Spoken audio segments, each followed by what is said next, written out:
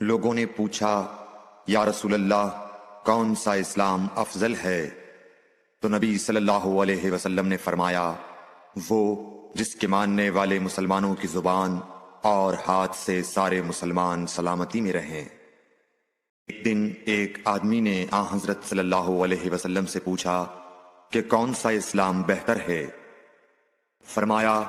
یہ کہ تم کھانا کھلاؤ اور جس کو پہچانو اس کو بھی اور جس کو نہ پہچانو اس کو بھی، الغرض سب کو سلام کرو۔ حضور اکرم صلی اللہ علیہ وآلہ وسلم نے فرمایا تم میں سے کوئی شخص ایماندار نہ ہوگا جب تک اپنے بھائی کے لیے وہ نہ چاہے جو اپنے نفس کے لیے چاہتا ہے۔ رسول کریم صلی اللہ علیہ وسلم نے فرمایا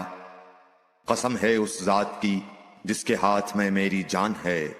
تم میں سے کوئی بھی ایماندار نہ ہوگا جب تک میں اس کے والد اور اولاد سے بھی زیادہ اس کا محبوب نہ بن جاؤں۔ حضرت صلی اللہ علیہ وسلم نے فرمایا تم میں سے کوئی شخص ایماندار نہ ہوگا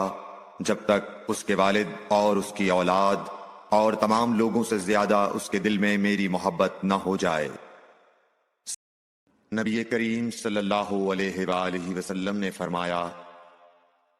تین خصلتیں ایسی ہیں کہ جس میں یہ پیدا ہو جائیں اس نے ایمان کی مٹھاس کو پا لیا۔ اول یہ کہ اللہ اور اس کا رسول اس کے نزدیک سب سے زیادہ محبوب بن جائیں، دوسرے یہ کہ وہ کسی انسان سے محض اللہ کی رضا کے لیے محبت رکھے، تیسرے یہ کہ وہ کفر میں واپس لوٹنے کو ایسا برا جانے جیسا کہ آگ میں ڈالے جانے کو برا جانتا ہے۔ حضور اکرم صلی اللہ علیہ وآلہ وسلم نے فرمایا انصار سے محبت رکھنا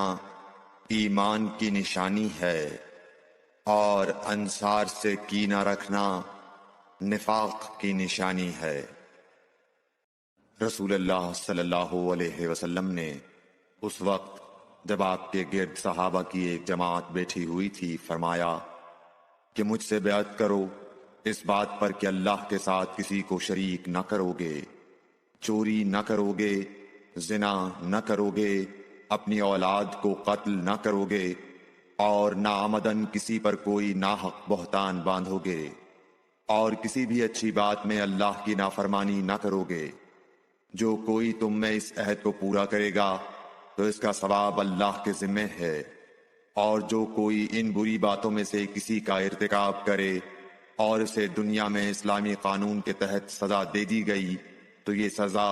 اس کے گناہوں کے لیے بدلہ ہو جائے گی، اور جو کوئی ان میں سے کسی بات میں مبتلا ہو گیا اور اللہ نے اس کے گناہ کو چھپا لیا تو پھر اس کا معاملہ اللہ کے حوالے ہے، اگر چاہے معاف کرے اور اگر چاہے سزا دے دے۔ رسول اللہ صلی اللہ علیہ وسلم نے فرمایا وہ وقت قریب ہے جب مسلمان کا سب سے عمدہ مال اس کی بکریاں ہوں گی جن کے پیچھے وہ پہاڑوں کی چوٹیوں اور برساتی وادیوں میں اپنے دین کو بچانے کے لیے بھاگ جائے گا۔ رسول اللہ صلی اللہ علیہ وسلم کسی کام کا حکم دیتے تو وہ ایسا ہی کام ہوتا جس کے کرنے کی لوگوں میں طاقت ہوتی۔